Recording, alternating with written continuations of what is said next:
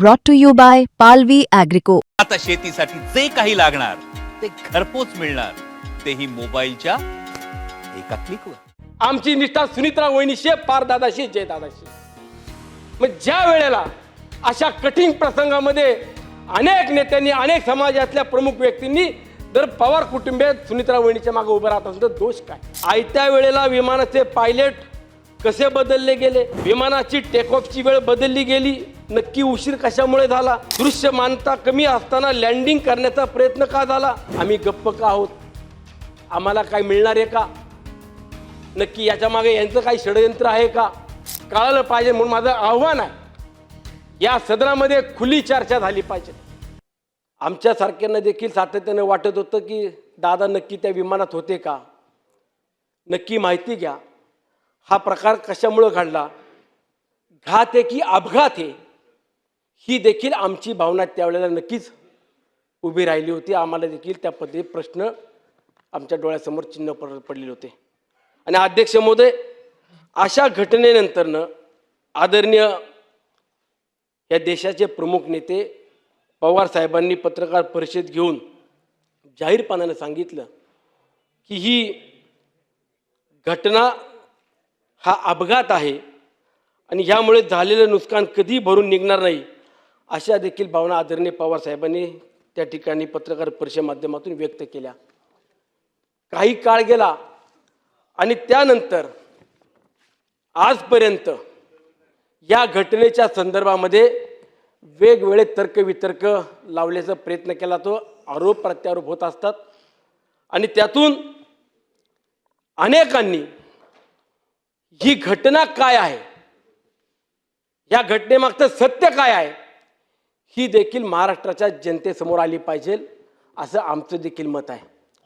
म्हणून आयत्या वेळेला किंवा आजपर्यंत जे जे वेगवेगळे विषय, वेगवेगळे मुद्दे घेऊन किंवा ज्या शंका उपस्थित केल्या जात आहेत, त्यामध्ये संबंधित घटनेची तक्रार पोलीस स्टेशनला घेतली का जात नाही, आयत्या वेळेला विमानाचे पायलट कसे बदलले गेले, विमानाची टेक ऑफची वेळ बदलली गेली, नक्की उशीर कशामुळे झाला, दृश्यमानता कमी असताना लँडिंग करण्याचा प्रयत्न का झाला, ज्या तपास यंत्रणा आहेत, AIB असेल, DGC असेल, CID असेल, अशा वेगवेगळ्या यंत्रणेच्या माध्यमातून या घटनेचा तपास होत असताना ह्या तपासावरती कुठला दबाव आहे का, आणि त्याही पलीकडे जाऊन नव्यानं आता तर अजून तपासाअंती काहीच निष्पन्न होणार नाही, अशा देखील चर्चा सुरू झालेल्या आहेत. मी राज्याचे मुख्यमंत्री गेले 20 वर्षापासून जवळून पाहतो. कुठलाही कठीण प्रसंग आला तर त्याला सामोरे जाण्याची ताकद आणि धमक कुणामध्ये आहे, तर ते आदरणीय फडणवीस साहेबांमध्ये, हे आम्ही देखील अनुभवलेलं आहे.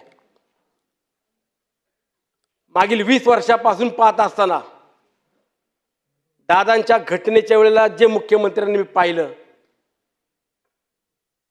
ती परिस्थिती कधीच मुख्यमंत्र्यांची मी पाहिलेली नव्हती. आणि ह्या घटनेनंतर ज्या ज्या वेळेला आम्ही देखील शंका किंवा जे कोणी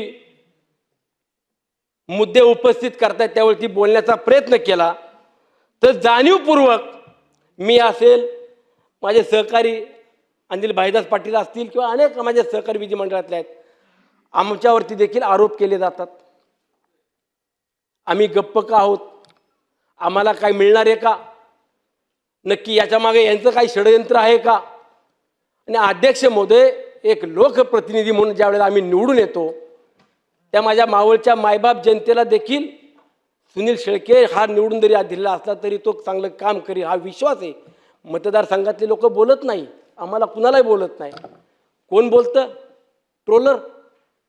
आम्हाला बोलले ठीक आहे, परंतु कठीण प्रसंगामध्ये ज्यांनी खऱ्या अर्थानं अजितदादांच्या मागे, पवार कुटुंबियाच्या मागे उभं राहण्याची भूमिका ठेवली, ते आदरणीय भुजबळ साहेब या ठिकाणी आहेत, प्रफुल्लभाई पटेल असतील, तटकरे साहेब असतील. मी सभागृहामध्ये जाणीवपूर्वक नावं घेतो, रेकॉर्डवरती येऊ द्या. ज्या नेत्यानं जातीपातीचं धर्माचं राजकारण केलं नाही त्या नेत्याच्या पश्चात आमच्या अजितदादांच्या पश्चात आज जाती रंग देण्याचं काम काही मंडळी करू पाहत आहेत. हे कशासाठी? आज आम्ही सुनित्रा वहिनींना उत्तराधिकारी म्हणून पाहत असताना राज्याच्या उपमुख्यमंत्री म्हणून त्यांचा पदभार स्वीकारला. आमच्या राष्ट्रवादी काँग्रेस पक्षाचे राष्ट्रीय अध्यक्ष म्हणून त्यांनी पदभार स्वीकारला. आज त्यांच्या मागे आम्ही खंबीरपणाने उभं राहिलो. दादांच्या परिवाराच्या मागे उभं राहिलो. आमची निष्ठा अजितदादाशी आहे. आमची निष्ठा सुनित्रा वहिनीशी आहे, पारदादाशी, जयदादाशी. मग ज्या वेळेला अशा कठीण प्रसंगामध्ये अनेक नेत्यांनी अनेक समाजातल्या प्रमुख व्यक्तींनी जर पवार कुटुंबियात सुनित्रा वहिनीच्या मागे उभं राहत असेल तर दोष काय?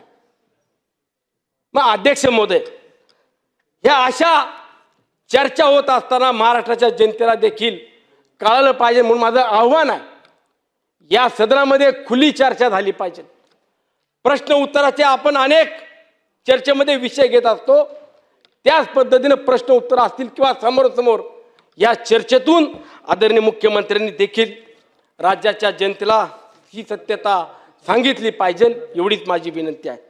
म्हणून येणाऱ्या काळामध्ये दादांवरती अनेकांचं प्रेम आहे, अनेकांची श्रद्धा आहे आणि त्यातून मी देखील विनंती करतो